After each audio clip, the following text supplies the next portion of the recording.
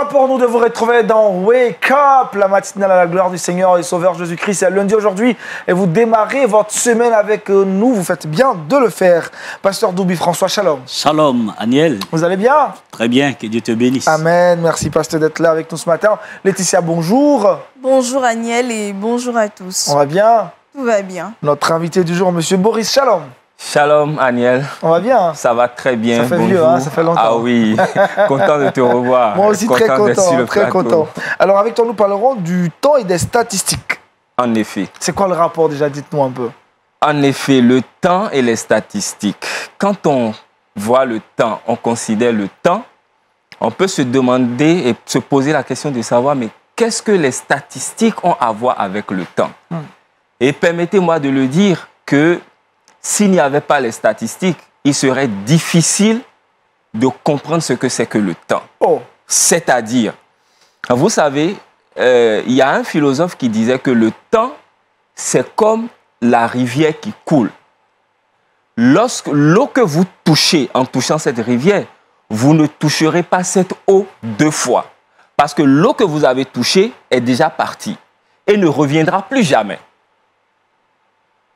Lorsque je retouche encore la rivière, ce n'est plus la même eau. Même si c'est au même point de contact, mais ce n'est plus la même eau. C'est exactement la même chose. Lorsque je vous dis bonjour, au moment où je vous ai dit bonjour, l'heure à laquelle je vous ai dit bonjour, ce temps est passé. On ne pourra plus jamais revenir à la même heure, au même moment, parce que vous n'aurez plus le même âge, je n'aurai plus le même âge. Même si on choisit le même jour, ça sera dans une semaine. C'est intéressant tout ça. Restez avec nous, M. Maurice, ça fait beaucoup de démonstrations. On verra aujourd'hui le rapport entre le temps et les statistiques. Laetitia, avec toi, on ne parlera pas de statistiques, c'est ça, hein? Non, pas du tout. On parlera de Culture Actu, on parlera du Trickbox. Et dans Culture Actu, on va parler musique. Dans le Trickbox, on va donner les bienfaits du chou. Super, les bienfaits du chou. Maintenant, prenez vos différentes Bibles, vos carnets de notes, vos stylos. On va méditer ensemble la pensée du Seigneur. C'est dans Méditons ensemble.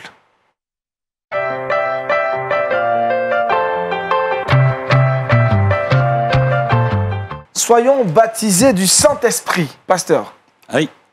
Que Dieu bénisse dans le nom précieux de notre Seigneur Jésus. Amen. Amen. Ce matin, notre méditation est tirée du livre des Actes. Actes chapitre 1. Nous allons lire les 2 versets 4 et 5 et ensuite le verset 8. Lisons donc. Comme il se trouvait avec eux, il leur recommanda de ne pas s'éloigner de Jérusalem, mais d'attendre ce que le Père avait promis. Ce que je vous ai annoncé, leur dit-il, car Jean a baptisé d'eau, mais vous, dans peu de jours, vous serez baptisés du Saint-Esprit. Verset 8. Mais vous recevrez une puissance, le Saint-Esprit survenant sur vous, et vous serez mes témoins à Jérusalem, dans toute la Judée, dans la Samarie et jusqu'aux extrémités de la terre. Amen. Alléluia. Amen. Ici, nous voyons une recommandation de Jésus adressée à ses disciples pour propager l'évangile dans le monde entier. Et quiconque croit en Jésus-Christ devient enfant de Dieu, devient disciple de Jésus, dont il a aussi la responsabilité de recevoir ce baptême dans le Saint-Esprit pour propager l'évangile. C'est pourquoi je donne le thème « Soyez baptisés du Saint-Esprit ». Soyez baptisés du Saint-Esprit. Pourquoi? C'est quoi d'abord le baptême dans le Saint-Esprit? Pourquoi devons-nous être baptisés dans le Saint-Esprit? Et comment être baptisés dans le Saint-Esprit? Le baptême du Saint-Esprit, sinon ou aussi le baptême dans le Saint-Esprit, les deux peuvent se dire, est une expérience chrétienne. Elle fait référence à une expérience de renouvellement spirituel par laquelle une personne est baptisée, immergée, remplie du Saint-Esprit. Donc, quand une personne est baptisée, on dit qu'elle est immergée, elle est remplie du Saint-Esprit. Donc, c'est cette expérience que Jésus a recommandée à ses disciples. Il fallait qu'ils attendent à Jérusalem avant qu'ils reçoivent le baptême, avant d'aller proclamer l'évangile. Pourquoi Jésus-Christ a insisté qu'ils attendent. C'était une période assez critique. Jésus venait d'être crucifié parce qu'il avait attiré la popularité, il avait attiré le monde et certains pensaient qu'il était révolutionnaire. Il fut arrêté, crucifié, mais le troisième jour, Jésus est ressuscité. Quand il est ressuscité, il s'est présenté à ses disciples. Pendant 40 jours, Jésus se montre à ses disciples et les prépare à son ascension. Mais il leur dit d'attendre. Parce qu'à cette période, il était très dangereux de parler de Jésus. Et la foi des chrétiens était persécutée. Jésus dit, attendez. Vous ne pouvez pas pratiquer la vie chrétienne dans ce monde si vous n'êtes pas rempli de Saint-Esprit. La preuve en est que Pierre, qui avait promis à Jésus fidélité jusqu'à la mort, l'a renié quand une jeune fille lui a dit que tu es l'un des disciples de Jésus. Judas, à son tour, est allé se suicider. Si ses disciples ne recevaient pas le baptême, cette puissance que le Saint-Esprit communique, je t'assure, je ne suis pas sûr que l'évangile allait arriver en Afrique. Mais il a fallu qu'ils aient l'expérience, que cette expérience se réalise à la chambre haute, dans le livre de Actes chapitre 2.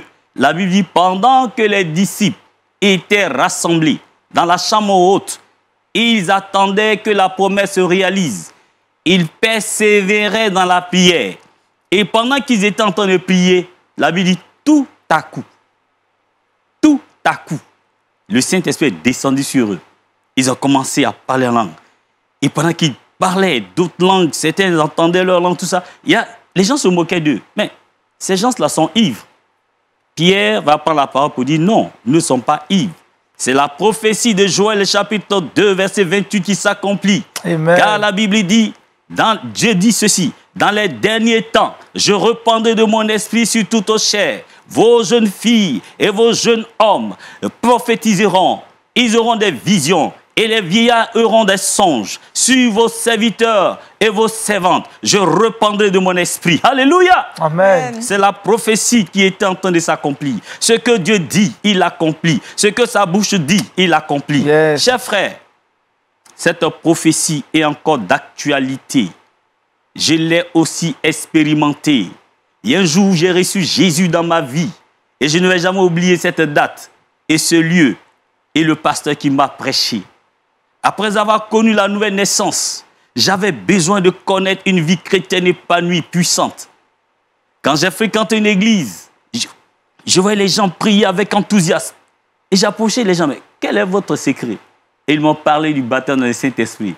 Quand j'ai fouillé dans la Bible, j'ai vu ce passage. Et moi aussi, je l'ai expérimenté. J'ai connu le baptême. Et ensuite, la plénitude, le baptême dans le Saint-Esprit. Dans Actes chapitre 19, Paul, pendant son voyage missionnaire, va arriver à l'église d'Éphèse et trouve 12 personnes à l'église. Il dit, mais avez-vous reçu le Saint-Esprit quand vous avez cru? Et les chrétiens répondent, de quel Saint-Esprit s'agit? Nous n'avons jamais entendu parler d'un Saint-Esprit. Et la Bible dit, Paul prit la parole, il pria pour eux et ils ont été tous baptisés dans le Saint-Esprit. Alléluia. Amen. Maintenant, vous savez, il est important d'être rempli du Saint-Esprit parce que tu as besoin d'être... Tu seras témoin de Jésus. Il a dit, vous recevez une puissance et vous serez mes témoins. Donc, si tu veux être témoin de Jésus, si tu veux être témoin de Jésus, il faut être baptisé. Mais témoin veut dire quoi? Dans le mot grec, témoin veut dire martyr. Ça veut dire, un martyr au sens chrétien du terme est quelqu'un qui a payé de sa vie, sa fidélité au Christ ou à l'évangile. Un martyr, c'est quelqu'un qui est prêt à sacrifier sa vie pour celui en qui il croit. Yes, yes. Et donc, pour sacrifier sa vie, pour donner sa vie jusqu'à la mort pour Jésus, il fallait avoir vraiment la puissance. C'est pourquoi Jésus a dit, vous recevez une puissance. L'un des premiers martyrs, dès que Jésus est parti, dès que les disciples ont été remplis du Saint-Esprit, c'était Étienne. Étienne a été lapidé jusqu'à la mort. Mais il n'a pas régné Jésus-Christ. Quand, à l'école de dimanche, quand on nous racontait comment Étienne, l'un des disciples qui avait la foi en Jésus, comment il était tué, j'ai eu peur. J'ai dit, mais un chrétien peut mourir de cette manière. Ah oui, à cause de sa foi, il fut lapidé. Et dans l'histoire de la Bible, dans l'histoire chrétienne, j'ai aussi vu le témoignage d'un disciple de Jean qui s'appelle Polycarpe. Polycarpe avait vécu jusqu'à 86 ans. Il fut arrêté par l'un des empereurs romains. Et devant un monde, c'est comme au stade. Au stade, Polycarpe fut placé au milieu de tout ce monde. Et l'empereur lui demanda de renier Jésus et de jurer sur le trésor de César et de maudire Jésus-Christ. Voici sa réponse. Jean va dire ceci. Mais Jean dit, j'ai été, depuis ma jeunesse jusqu'à 86 ans, Jésus ne m'a jamais trahi. Comment je peux tromper celui qui m'a sauvé et qui est mon roi? Sur sa parole, il a été tué. Il a été mis sur un buffet et calciné, brûlé, vif, à cause de sa foi. J'ai fait la liste de la manière dont des disciples de Jésus ont été persécutés. J'ai pris l'exemple de Polycarpe, j'ai pris l'exemple d'Étienne, et il y a aussi l'exemple de Jacques, fils de Zébédée. Selon les recherches, j'ai vu que Jacques, fils de Zébédée, a évangélisé l'Espagne. Il est mort en martyr, décapité à Jérusalem. Voyez, donc, pour être un témoin de Jésus, si tu n'es pas rempli du Saint-Esprit, est-ce que tu peux accepter de mourir? À peine qu'on mette un pistolet sur ta tête pour te dire, est-ce que tu es vraiment enfant de Dieu? Beaucoup de personnes diront, non, je ne connais pas Jésus. Mais si tu es rempli du Saint-Esprit, tu peux même risquer ta vie pour Jésus. Et en fait, Thomas que vous connaissez bien, Thomas a évangélisé l'Inde et formé une première communauté chrétienne à laquelle appartenaient des personnes de la famille royale. Il est transpercé par une lance. Thomas a été transpercé par une lance. Étienne a été lapidé. Et puis, vous connaissez Jean sur l'île de Patmos. Ouais. Mais il est le seul qui est mort de vieillesse. Il a pourtant connu le martyre par immersion dans un bain d'huile bouillante. Il a été mis dans un bain d'huile bouillante. Jean, l'apôtre Jean que tu connais là. Il a été mis dans de l'huile bouillante. À Rome, condamné aux mines à Patmos, où il rédigea l'Apocalypse. Wow. Il est mort de vieillesse dans l'actuelle Turquie. Chers frères et sœurs, nous avons besoin d'être remplis du Saint-Esprit, d'être baptisés du Saint-Esprit, afin d'être des témoins de Jésus. Regardez le christianisme aujourd'hui. Lorsque tu acceptes Jésus et que tu décides de marcher avec lui, tu deviens l'objet de moquerie. Tu es rejeté. Si tu n'es pas revêtu, baptisé, tu régneras le Seigneur. Tu perdras la foi. Tu as besoin de connaître l'expérience du baptême. C'est Jésus qui nous le recommande. Es-tu baptisé dans le Saint-Esprit? Aujourd'hui même, tu peux l'expérimenter. Si tu crois que tu pries, le Seigneur te visitera et te remplira. Que Dieu bénisse au nom de Jésus. Amen. Amen, amen, amen. Merci, pasteur, pour cette exhortation ce matin. Nous devons être baptisés du Saint-Esprit. Vous allez prier pour nous. Priez que Dieu nous aide à pouvoir vraiment comprendre la nécessité d'être baptisés du Saint-Esprit, que nous puissions tous les jours rechercher cette plénitude. Notre Dieu, notre Père,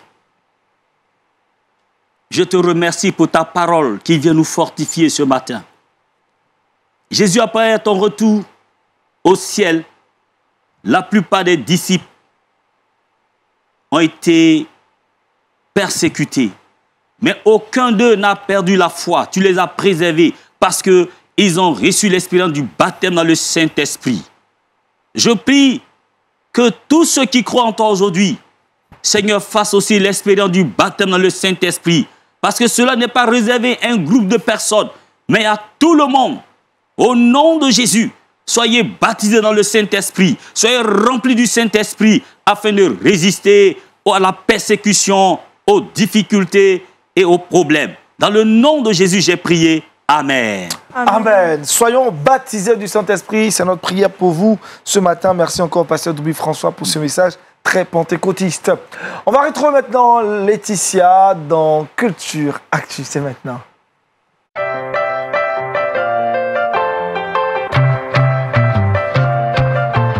C'est lundi aujourd'hui et tout le lundi, on commence musicalement la semaine. Le nous présente un artiste. Aujourd'hui, j'ai décidé de présenter Nathaniel Bassé. Nathaniel Bassé qu'on retrouve sur les chaînes de Lumière du Monde Télévision. Alors, il est né le 27 août 1978. Il est chanteur, trompettiste et compositeur de gospel nigérien. Il a été révélé, on va dire, on l'a connu après le titre Imela, voilà, qui a fait beaucoup de bien à mon âme et j'espère aussi à l'âme de quelqu'un qui nous suit ce matin. Nathaniel Bassé a étudié les relations internationales et la politique à l'université de Lagos avant de déménager à Londres pour étudier la politique là-bas. Il a commencé sa carrière musicale à l'église où il jouait la trompette. Il a été pendant 2 ans à l'orchestre de Rhodes. Voilà, il jouait là-bas la trompette. Il était trompettiste ordinaire jusqu'à ce qu'il compose une chanson lors d'une visite à Stella Obasanjo, la défunte épouse de l'ancien président Olusegun Obasanjo. En 2018, il a été l'un des principaux artistes du rassemblement chrétien nigérien The Experience. Son premier album, Elohim, a été enregistré et mixé à Cape Town, en Afrique du Sud, en 2008. Il a été décrit comme un chef-d'œuvre spirituel et artistique avec la chanson à succès « Quelqu'un frappe à la porte ». À côté de cela, bien qu'étant né dans une famille chrétienne et ayant un père leader d'église, Nathaniel Bassé a longtemps été gagné par, on va dire, les vicissitudes de ce monde. Il a traversé différentes situations dans sa jeunesse, il a été confronté à beaucoup de difficultés, voilà. Il a couru après de vaines gloires et expérimenté beaucoup de mauvaises choses comme beaucoup de chanteurs. Il a chanté à l'église avec ses propres convictions jusqu'à ce que le Seigneur se révèle à lui et pour qu'il soit transformé aujourd'hui et qu'il puisse apporter l'évangile à quelqu'un qui me suit. Voilà. Nathaniel Bassé que vous retrouvez sur les antennes de Lumière du Monde Télévision, très très grand artiste gospel nigérian et qui fait du bien à beaucoup de chrétiens, qui les fortifie à travers ces textes qui sont très parlants, très frappants, qui mettent Dieu au devant. On va maintenant parler de statistiques, du temps et des statistiques avec notre invité du jour, M. Boris. C'est maintenant dans l'invité du Wake Up.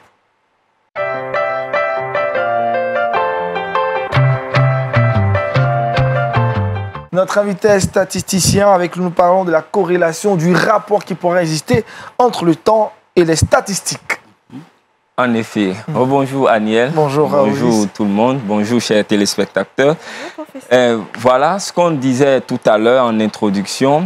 C'était le temps et les statistiques. Et on se posait la question de savoir quel lien peut-il y avoir entre le temps et les statistiques.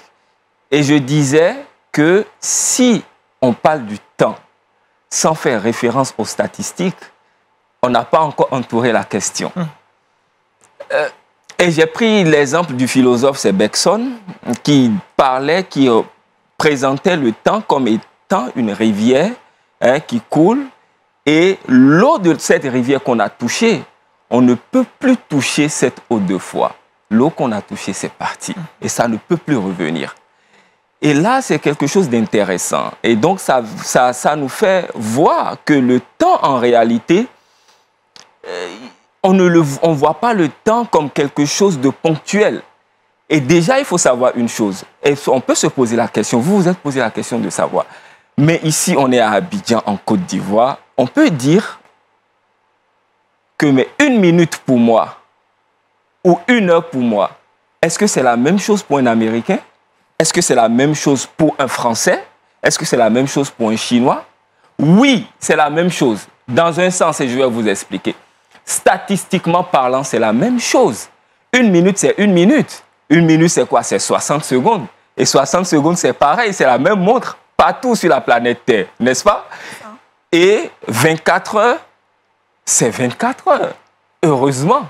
Et donc, qui dit déjà 24 heures, dit 60 secondes, déjà on fait référence à la statistique. D'accord? Ce sont des statistiques et c'est une façon de quantifier. Et heureusement, c'est universel. Sinon, si je quitte ici et je dis que j'ai 1 heure, je pars au Japon, je dis j'ai 1 heure, on n'aurait pas la même notion du tout. Alors que là, on a la même notion. De façon quantitative, on a la même notion. N'est-ce pas? Et c'est ce qui est intéressant. Heureusement. Et cette convention, quand on regarde bien, n'est pas venue fortuitement. On peut se poser la question de savoir, mais pourquoi est-ce qu'on n'a pas dit que 1 minute, c'est 80 secondes? Et puis on a dit que c'est 60 secondes. Pourquoi est-ce qu'on n'a pas dit qu'une journée, c'est 30 heures. 30 heures. Et puis c'est 24 heures. En réalité, les conventions, heureusement d'ailleurs, qu'on a mis en place, sont liées à quelque chose. Parce que les 24 heures, en réalité, c'est la révolution de la Terre sur elle-même. D'accord?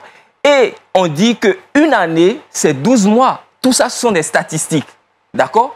C'est le tour de la Terre autour du Soleil. Quand la Terre tourne autour du Soleil, il le fait en 365 jours en fonction des périodes et ça représente 12 mois. 12 mois. Donc, sur la planète Terre, grâce aux statistiques, on a une convention que personne ne peut changer ou discuter parce que c'est basé sur des faits réels et ça nous aide. Heureusement, je suis en Afrique, quand je dis c'est 1 heure, c'est 1 heure. Maintenant, l'homme est assez spécial et un peu complexe dans le sens où c'est avec notre esprit que nous appréhendons les choses. Et donc, 1 heure pour Aniel peut ne pas avoir la même valeur que 1 heure pour moi à des moments bien précis.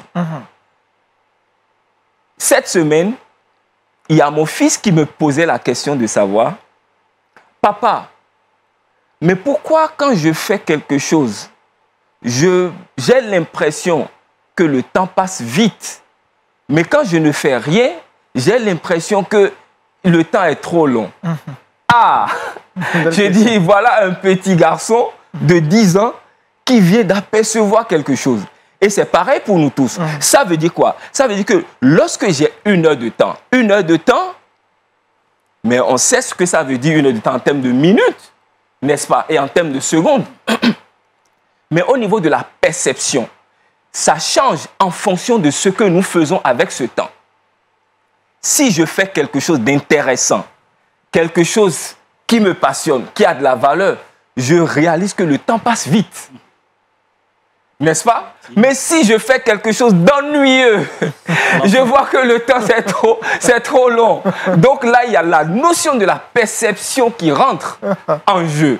Et donc ça nous fait ça fait appel à des lois. Un peu comme il y a des lois physiques, le temps est aussi régi par des lois. L'une des lois physiques qu'on connaît généralement, c'est la loi de la gravitation, c'est-à-dire la loi de la gravité. Lorsque je prends un objet et je laisse cet objet, il tombe. Oui ou non? Bien sûr. Partout sur la Terre, cet objet tombe. Ça n'a rien à voir avec les lois qu'on peut voter à l'Assemblée nationale.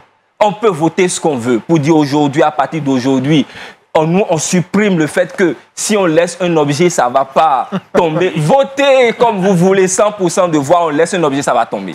Parce que ça n'a rien à voir avec ce qu'on vote à l'Assemblée, ni ce qu'on écrit sur un papier. Ce sont des faits. C'est-à-dire que ce sont des lois physiques. De la même façon, au niveau du temps, il y a des lois qu'il faut prendre en considération et qu'il faut respecter. Et là, je m'en vais nous parler sur 2 aspects. Il y a des lois que je peux citer rapidement. Il y a ce qu'on appelle la loi de Parkinson, qui nous dit généralement, plus on dispose du temps pour quelque chose, plus on prend du temps pour faire la chose. C'est-à-dire que quelque chose que je peux faire en 30 minutes, je me dis que j'ai 2 heures, je vais utiliser les 2 heures pour faire la chose, mais alors que je peux utiliser juste les 30 minutes pour faire la chose. Et là, on se laisse dans la distraction. Il est en train de faire un travail, il est en même temps sur Facebook. Il est en train de faire peut-être une petite lecture, il fait la lecture devant la télé et tout ça. Et donc, on rallonge le temps parce qu'on pense qu'on a beaucoup de temps et ça se disperse. Et donc, ça nous rappelle à quelque chose que c'est la notion, en fait, de la durée. Quand on parle du temps, on parle de durée. En réalité, on parle du temps, on parle de durée. Si je viens ici et je dis notre émission, ça va nous prendre combien de temps? On va me dire 1 heure. 1 heure, ce n'est pas 1 heure, point. C'est la durée, le temps du début jusqu'à la fin. N'est-ce pas? Bien sûr. Et donc, quand je dis que quelqu'un a, en termes d'âge, même la personne a 20 ans, ce n'est pas 20 ans ponctuels, c'est le temps que la personne a passé sur la terre.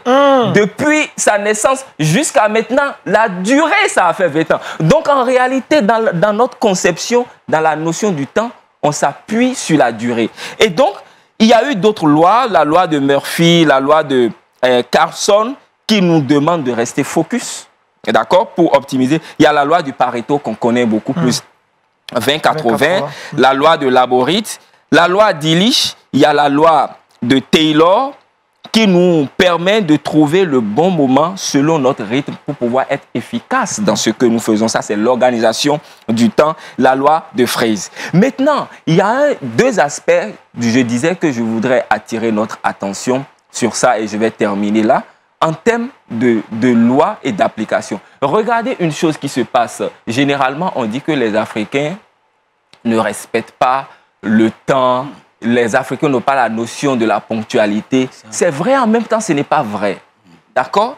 Parce qu'il y a ce que j'appelle un biais cognitif qui s'installe. Je prends juste un cas, juste Aniel, on est là. Je dis, Aniel, on se voit demain, par exemple, à 18h. D'accord? OK, Aniel, c'est bon, non, on est ensemble. OK? Et donc, je dois me déplacer pour aller voir Aniel, n'est-ce pas? Et donc, je dis dans ma tête qu'on est ensemble. Il est 18h. Normalement, je dois être avec Aniel à 18h. Mais il est 18h. Je suis encore chez moi. C'est à 18h que je m'apprête à partir. Aniel m'appelle. Allô, tu es où? Oh, j'arrive. Je vais venir tout à l'heure et tout ça. Donc, il y a quelque chose qui a manqué. C'est que le temps qu'il faut pour quitter le point où je suis pour rejoindre Aniel, il y a une durée. Il faut prendre en considération cette durée et prendre en considération des imprévus. Et cette notion-là, on la rate. Mais en même temps, celui qui a quelque chose, un engagement de business, d'affaires à faire, il est ponctuel. Celui qui sait que s'il va au travail, il y a la ponctualité, on peut le couper, il est là, présent. Donc, il y a cet aspect qui est un peu discutable, mais dans l'ensemble, c'est une réalité. Maintenant, je vais prendre le deuxième aspect pour terminer là. Ça, c'est l'aspect de l'efficacité, d'accord? Et qui nous fait appel à la notion des statistiques pour intégrer l'intelligence dans la gestion du temps.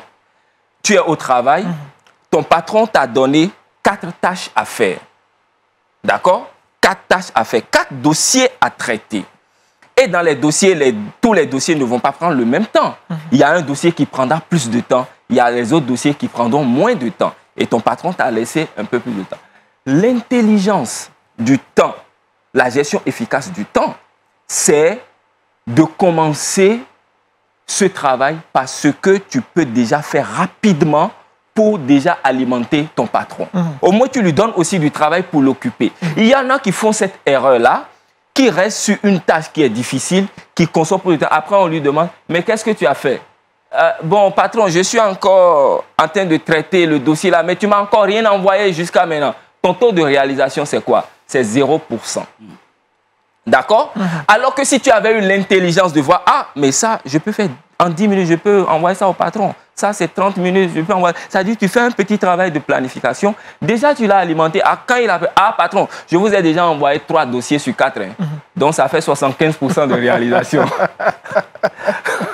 Vous voyez, là, il y a la question d'intelligence.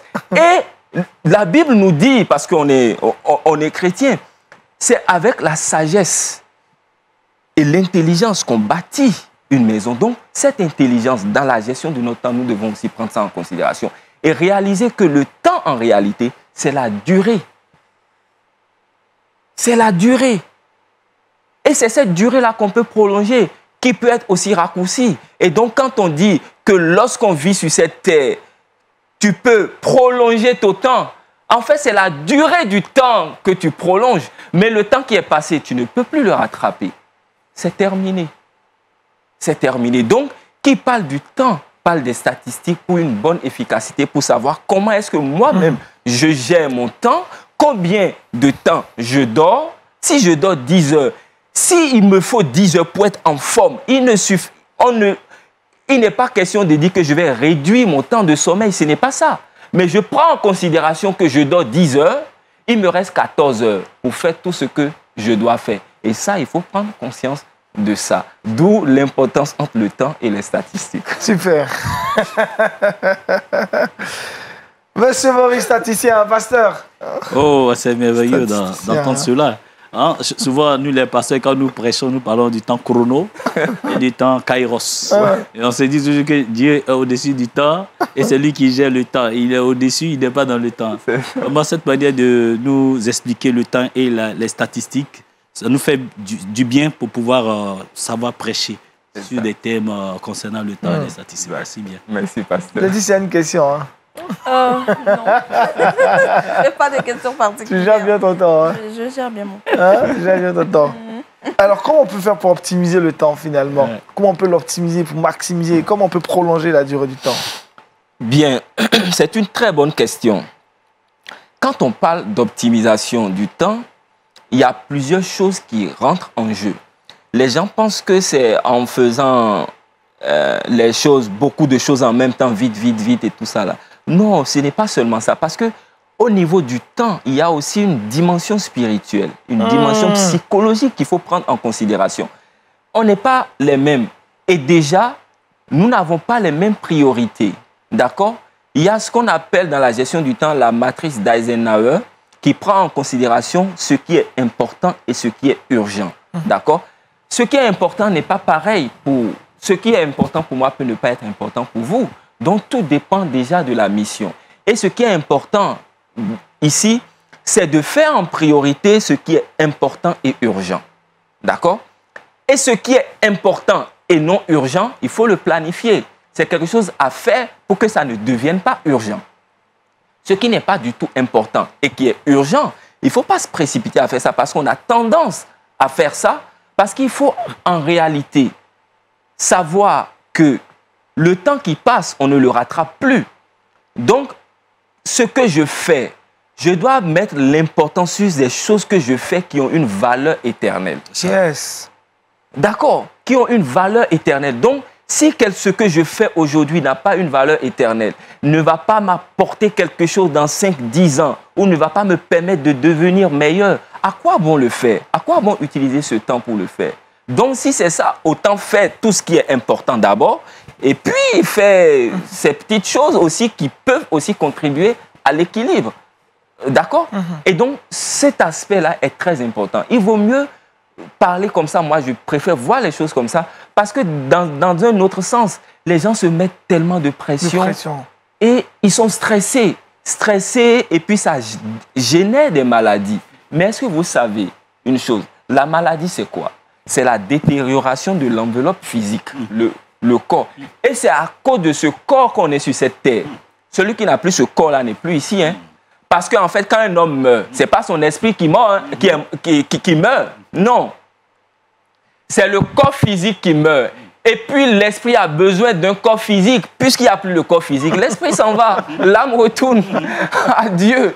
En fait, c'est ça. Donc, si on préserve ce corps, on peut vivre longtemps. Si le corps il est en bon état, hein, en bonne forme, on peut réaliser beaucoup de choses. Et c'est ça qui est important. Et je vous dis une chose, j'ai réalisé une chose, que même le temps sur la terre, pour un homme, ça peut être prolongé. Et c'est la Bible qui le dit clairement. Il dit, honore ton père et ta mère afin que tes jours se prolongent sur la terre. On peut prolonger. D'accord? Donc, la mort prématurée vient comment? Par la destruction de cette enveloppe qui nous permet de vivre sur cette terre. Et donc on ne peut pas parler de l'efficacité et d'une bonne gestion du temps sans prendre en considération cette dimension spirituelle et cette dimension de la gestion de soi-même, de son propre corps, et maintenant de se focaliser sur ce qui est important pour la mission, pour ta mission sur cette terre. Donc voilà. Restez focus sur sa mission. Voilà. Merci, M. Boris. En tout cas, ça fut très enrichissant pour nous. Ce rapport, le temps et les statistiques. Et pour rester dans le temps, on va retrouver Laetitia. Elle a aussi son temps. Chacun a son temps. Elle a son temps, elle, qu'on appelle le trick box. Et on y va maintenant.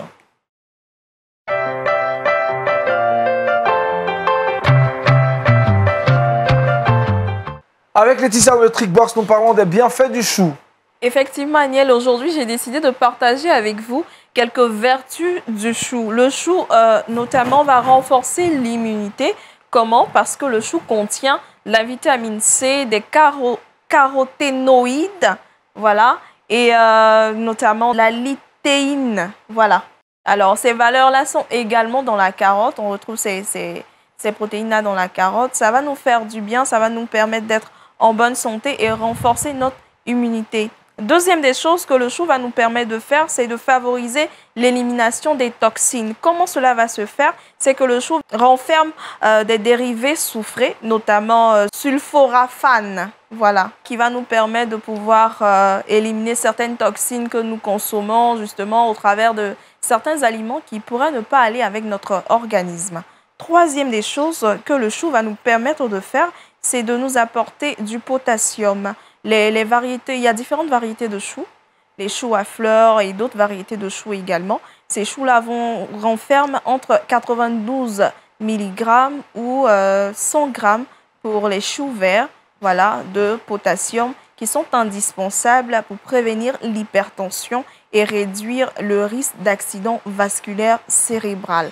Donc, on voit clairement que le chou est un aliment à consommer, à mettre dans notre habitude alimentaire qui va nous permettre de pouvoir garder la bonne santé. Voilà. Premièrement, le chou va nous permettre de pouvoir renforcer notre immunité.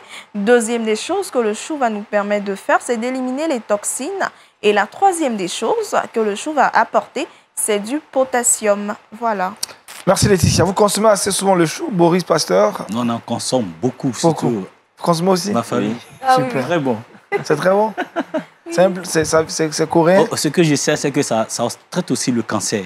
Oui. Donc souvent, les Asiatiques, ils laissent fermenter le chou pour en consommer. Dans tous les repas, ils consomment le chou. Okay. Chou fermenté. Le chou fermenté, wow. D'accord. Ça, je viens de l'apprendre par contre. Dans les statistiques aussi, les choux, c'est important. Vous savez, le chou fermenté, il y a aussi les légumes fermentés. Donc les gens parlent beaucoup de ça et ça contribue aussi à se maintenir en bonne forme. Et ça, c'est...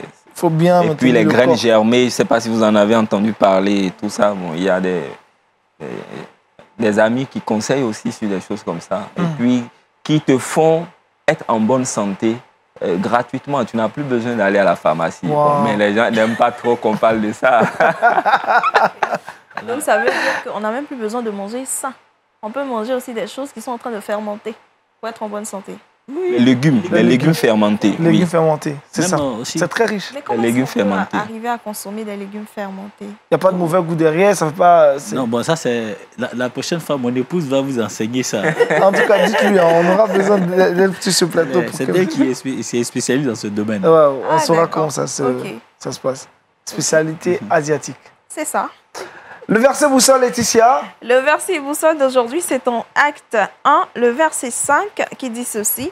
Car Jean a baptisé d'eau, mais vous, dans peu de jours, vous serez baptisés du Saint-Esprit. Soyons baptisés du Saint-Esprit. Message très fort du pasteur Dobi François. Merci encore, pasteur. Merci à monsieur Boris avec qui nous avons parlé du temps et des statistiques.